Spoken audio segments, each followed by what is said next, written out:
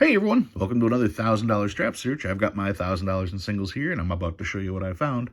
But before I do, let's talk about this week's tip. Now, I say this all the time. I encourage everyone to collect what you like, okay? Don't put good money out there for things that have no value. All right, what do I mean? Well, there are so many people trying to tell you that this is worth, this is a fancy serial number and this is great and this is that. And they're giving you the rundown on notes that are just pure garbage. Now, they are making up the price without doing any research at all. They are saying, oh, I sold one of these on eBay for this much, but they won't break down how or why. Okay. You guys have probably heard me list the examples of a solid serial number. A solid serial number, we know how many of those there are. We know what the average selling price is. Finding a solid serial number is roughly 1 in a million. Okay. And a solid is worth roughly $3,000. Well, if a note is 1 out of a million and worth $3,000, that means a note that's 1 out of 100,000 should be worth $300, right? 10 times as easy to find. There's 10 times as many of them. The rule of supply and demand.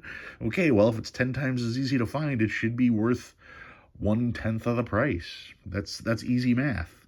Okay, what if a note is, and this proves the theory, what if a note is one of only 10 grand? Well, then instead of being $300, it should be worth about $30. Are there examples of that? Absolutely. A note that's 1 in 10,000 would be a radar. 1 in 10,000 would be a repeater. What do radars and repeaters sell for? They sell for $20 to $40, right there in that $30 price range. You see how that makes sense? Well, what if a note is not 1 out of 10,000, but only 1 out of 1,000? Well, that's not very rare. Now you're talking about a note that's like $3. And if the note is not 1 of 10,000, but 1 of 700, like a trinary, and trinaries are actually more common than that. Trinaries are one in every, 200, I think it is. Well, there's no value there. I collect trinaries, meaning when I go through notes, I save them. I don't buy trinaries. I don't pay anything for them. If somebody wants to sell me trinaries at face value, I am more than happy to do that. If I do the same thing with quads, there's no additional value there. Doesn't stop me from collecting them because I'm trying to match pairs, but I'm well aware of what their value is. And I know that even if I've got 1,000 of them, which I do, no dealer is going to give me anything other than face value for them. So before you take your good hard-earned money and spend $10 on a note that's 1 in 200, take that $10 and buy yourself an actual fancy serial number. Better yet, go to the bank, get yourself some singles, and find one yourself. Once you see for yourself how common some of these things are, maybe you'll stop buying trinaries for $5 or $10. Anyway, let's take a look at what I found this week. Still going through my Vegas notes. These were from downtown, and I had high hopes for the notes from downtown. I always view the stuff that comes from downtown as stuff that people may have saved for themselves, but then decided at the last second they were going to spend. So we're talking Main Street Station, the Horseshoe, Four Queens, Fremont, California, El Cortez, the Plaza, the Grand, Golden Nugget, and Circa. That's where these notes came from. Let's see what we've got this week. Starting off, 0, 1, a couple 4s, a 5, and a couple 7s. What is this? It's nothing. This is a spender. This is not worth anything. However, the numbers are in order and do go upward. So some people would call this an ascending broken ladder. And somebody very particular would say, oh, well, since you've got a bunch of 4s and a bunch of 7s, it's a chunky ladder. To which I say, no, it's not a chunky ladder. It's a chunky monkey. So I found a chunky monkey. So I can retire now. Or I can just spend it as $1 because that's all it's worth. But I found it, so there it is. All right, found, let's see. This is an alternator, 50609010. Oh, by the way, the chunky monkey came from Main Street Station. And, yeah. All right. I talked about this one last week and inferred it in today's introduction.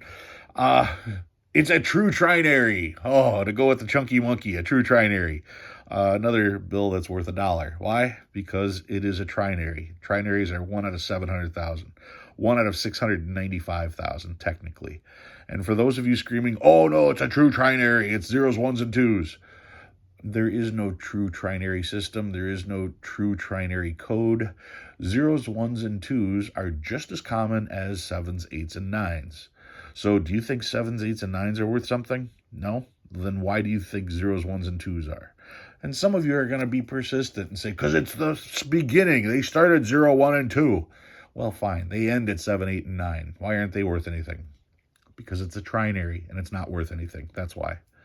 Our buddy Kingdom Currency loves saying that he sold one of these on eBay for $100. Can you imagine what that person thinks of him now? Do you think that person's going to ever buy a note again from him? Because he just got ripped off of $100.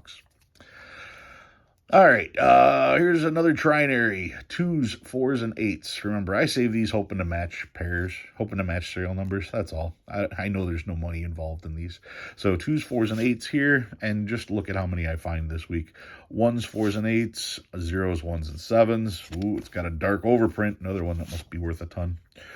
4s, 6s, and 9s, and then here's some quads. Quad 1s, quad 3s, quad 4s, quad 8s, some stars, 2021 star note, checking to see if they're filled. Another 2021, 2017A, let's see, another 2017A, 2017, 2013, and some older notes, 2003A, another 2003A, pretty rough, probably going to go away. 2003A, a little bit better shape. 2003A, not so nice. 2003A, also pretty rough. 2003A, also rough. 2003, 1999, 1995, checking, it's not a web note. 1993, also not a web note, and the oldest note I found, that's from 1977. So that's pretty cool. This one came from, where is this one? From the Four Queens. And our true trinary came from the Golden Nugget. Ooh. All right, so what did I bring out this week? This week, I was able to get this right here. This is from the state of Connecticut. The Hartford Bank. It's another obsolete. The thing is with this obsolete, if you look, it's already been stamped counterfeit. At least I bought this under the impression that it was counterfeit. I can't make out exactly what that says on there. I assumed it was counterfeit, and I'm sure the person who sold it to me assumed it said counterfeit. But I don't know now.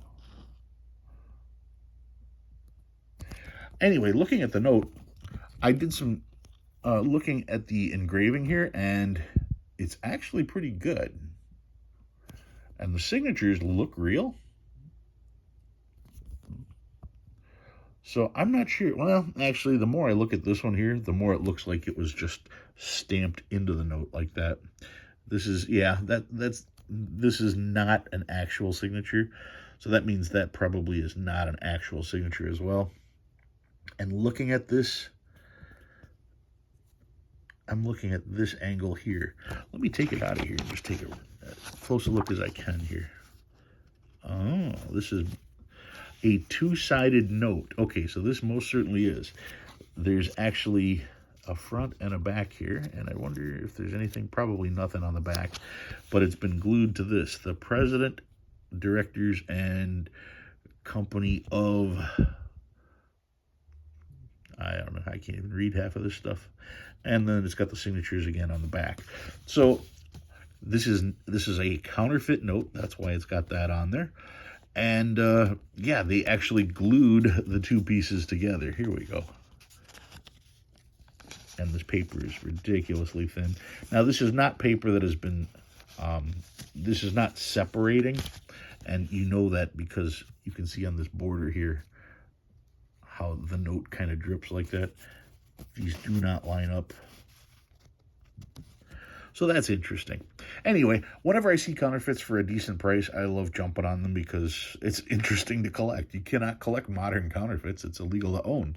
But you are allowed to collect obsolete counterfeits and large size counterfeits because those no longer circulate. So you're not really trying to get away with anything. So that is my $5 State of Connecticut, the Hartford Bank counterfeit note.